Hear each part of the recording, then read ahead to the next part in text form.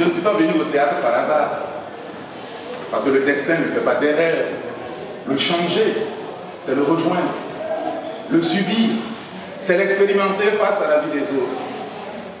Le destin, c'est comme un oiseau qui porte ton nom à la vie. Il vole au-dessus de ta tête pendant que tu dors et t'arrache tout ce que tu veux quand tu te lèves le matin. Il ne te devra jamais quelque chose. Même ta mort, il ne l'attend pas. C'est lui-même qui meurt pour toi.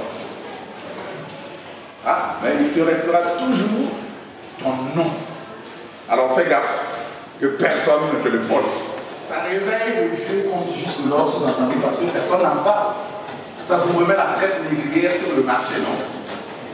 Les cales sinistres, logères, le sanctuaire de la mort, les ronflements allemands nous tambourinaient le sang des égorgés, ou le clapotement des eaux glaciales nous fouettant la peau mystique, alors que nous plongeons dans les abîmes des autres fonds, parce que nous étions de trop, une fois de plus, dans les vaisseaux.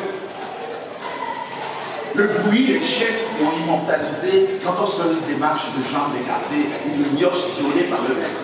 Le bruit des chaînes qui nous rapproche du chien et qui fuit après le maître, notre seul ennemi, notre allié dans la solitude. Oh, notre frère, le chien, priez pour nous.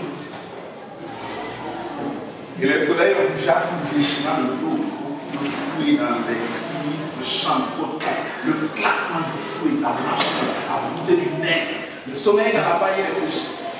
Les grands froids d'hiver, sans couverture, sans grands ni chaussons, sans chaussures, sans foulard ni chapeau. Les grands froids d'hiver, sans chauffage, dans les huttes en paille, nous étions entassés comme des sardines au fond d'un congélateur. Revenir sur Mohamed Ali et donc tout son combat, pas seulement en tant que le sportif, mais aussi l'homme politique, parce qu'il a utilisé le ring comme un espace de discussion, un espace de prise de parole, un espace de prise de risque pour ses convictions.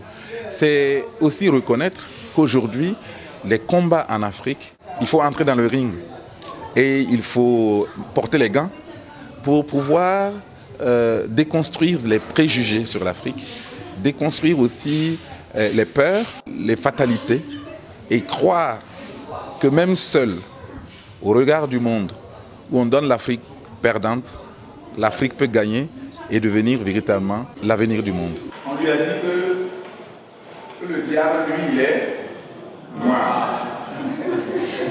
Alors ça nous donne un avenir sombre. Un regard noir, un cœur, une tristesse, un trou, un humour, une magie. Donc vous voyez. On lui a lavé le cerveau avec de simples jeux de couleurs qui n'avaient aucun esprit. Mais les temps sont révolus. Et c'est à nous de le prouver et de défendre cette révolution coûte que coûte. Nous sommes en guerre, restons en guerre. Et personne ne viendra à notre secours sans qu'il nous exige quelque chose en retour. Et moi je sais ce qu'il nous exigera. C'est notre liberté. Parce qu'on ne peut faire de bonnes affaires sur un nègre que si on ne lui ôte sa liberté d'abord. La seule monnaie qui rapporte chez un nègre, c'est de lui confisquer sa liberté totale. Donc, nous ne demandons à personne de venir se battre à notre côté. Nous allons refuser les aides, les accords, les soutiens, toutes ces formes de dépendance qui nous précipiteraient dans une misère sans merci, à rechercher indignement la maison du maître pour se refaire esclave de son propre gré. C'est ce qu'ils veulent.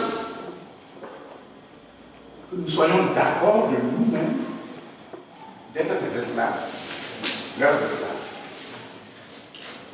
Vous savez, c'était quand encore? C'était dimanche dernier. Je discutais comme ça avec un vieil ami blanc devant le temple après le culte. Et puis tout subitement, il s'écoute parler dans sa tête comme traversé par des mirages. Et là, il me fixe droit dans les yeux sans pourtant me voir. Mais tout en m'imaginant bien dans ses pensées, il me dit: sais-tu à quoi est-ce qu'on reconnaît un nègre? À l'odeur.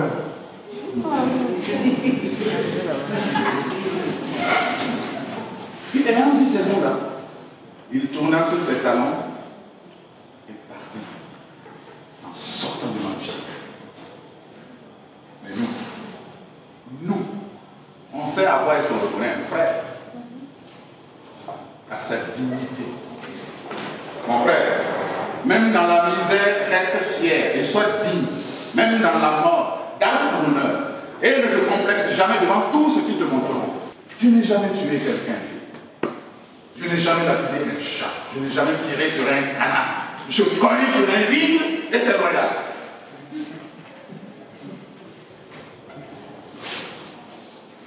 Je n'essaierai même pas d'être réformé. Je n'irai pas en Asie du Sud-Est tuer des Vietnamiens qui m'ont rien fait. Vous n'allez pas me mettre en prison, je n'ai pas peur. J'ai ma conscience tranquille. Je suis fort, je suis juste, je suis simple. Je sais même que je ne me reproche rien. Donc je n'ai pas peur. Oui, arrêtez-moi si vous trouvez que je suis hors la loi, allez-y. Tout le monde sait que vous en crevez d'envie, parce que pour vous arrêter un noir là, c'est du sport. Maintiens ta colère, ne la laisse pas exploser. Allez, danse. Danse. Danse comme une fille. Danse, lady danse. Tu cherches un second souffle, mais tu sais que tu l'as encore. Cherche, mais ne t'arrête pas. Cours, danse. Tu paieras tout ce que tu as pour l'avoir. Tu donneras tout ce que tu as. Il ne te restera plus rien. Nez cassé, couche fêlée, rétine explosée, mâchoire déléguée, mais tu n'en as rien à foutre. Il faut te crever. Parce que cet adversaire s'appelle l'enfer. Il n'est ni l'amour, ni l'oubli. Il est la détresse. Pire que tout, c'est la pitié, l'humiliation, la perte de soi, la perdition. Bats-toi. Car tu es en face d'une bête qui jamais ne te laissera gagner. La mort est sa maison. Bats-toi. Et ne baisse jamais la tête. Finis tes rêves de sorcier. Bats-toi comme on aime et crève. Tu cherches le second souffle. Mais tu sais que tu l'as en toi. Va le chercher et ramène-le. C'est le pays des rêves. On n'y reste pas. On y meurt en voulant la quitter, mais il te faut passer par là et vite le quitter avant l'eau. Il ne faut pas que le soleil te surprenne au royaume des ombres. Au jour, on dit bonjour le jour. La boxe, c'est pas un acte naturel en soi. La boxe, c'est comme le théâtre, tu grandis en sachant une chose. Eh bien, tu es moins que bien. Alors en frappant, il faut t'arranger pour ne jamais te bousiller le poignet. Parce que sinon, tu une shot, tu ne pourras plus jamais t'exprimer parce que ton adversaire, c'est pas un sac, c'est une personne. Il faut avoir le cerveau plus vite que la main. Et l'œil doit quitter la main, je le conseille. Il faut toujours protéger l'œil. Et ne jamais frapper ton adversaire pendant qu'il te cherche.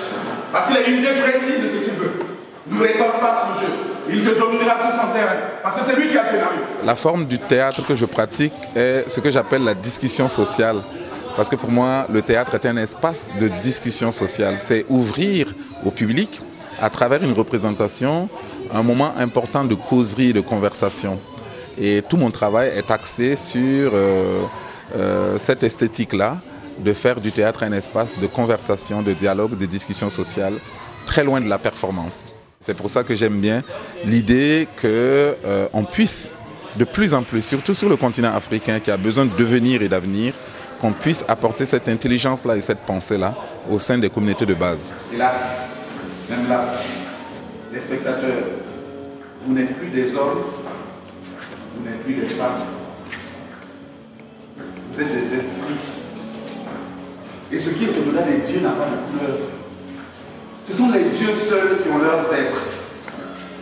Et ce qui est au-delà des dieux, beaucoup plus loin que les religions, beaucoup plus loin que la gloire, que la mort, beaucoup plus loin que le ring, les lumières, la houba, la chaleur des mouvements. Beaucoup plus loin que le combat de Kinshasa lui-même. Moi, j'ai fui la mort. Et je me suis approché de la mort. Elle n'a pas de couleur. Beaucoup plus loin que Smoking Joe Frazier, qui était un excellent challengeur pour mon frère. Beaucoup plus loin de Georges Foreman, que je salue de tout cœur. J'ai vu la mort. Je me suis approché de la mort. Elle m'a mordu à la manière d'une bête enragée. Et je l'ai frappée, je l'ai cogné, je l'ai repoussé. Et j'ai traversé les frontières de la vie. Et là j'ai su que la vie, c'est comme la mort. Elles n'ont pas de couleur. Donc, nous là, on n'a pas de problème de couleur. C'est une illusion de la mémoire. Il n'y a pas d'homme de couleur.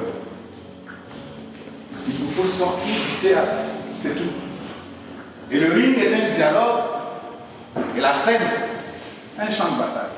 Ce n'est donc pas un nègre en cage. On n'est pas au cirque où l'homme le plus fort soulève 400 kilos. Non. On n'est pas à la foire avec un ours à bicyclette. Non, madame. Attends, monsieur, on est en train d'écrire la vie à partir de maintenant. Ça va être quoi notre futur?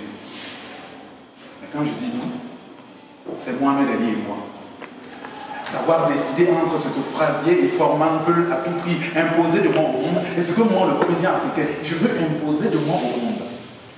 Qui va soumettre quel Dieu? Dans ce théâtre, seule la part du futur compte. C'est un combat au passé. Mais c'est un combat qui s'est passé depuis des millénaires, que nous rejouons sans cesse pour pouvoir nous approcher au futur. Parce qu'on est dingue du futur. Mohamed Ali fait partie de ces rêves que j'ai créés tout le temps.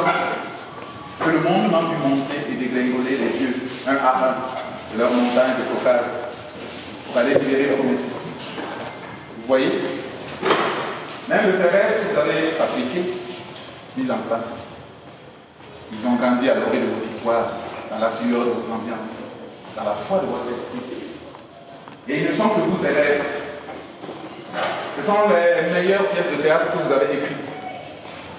Celles-là seront toujours beaucoup plus avancées que vous-même, car elles sont vos pensées pures, sorties de vos douleurs anciennes, de vos frustrations inébranlables, de la souillure de vos blessures et des regards bestiaux qui sans cesse vous définissez tous. Et de là, vous êtes sortis de l'Agadou pour nommer un autre jour que celui qui était écrit par l'auteur. Un réel produit idéologique.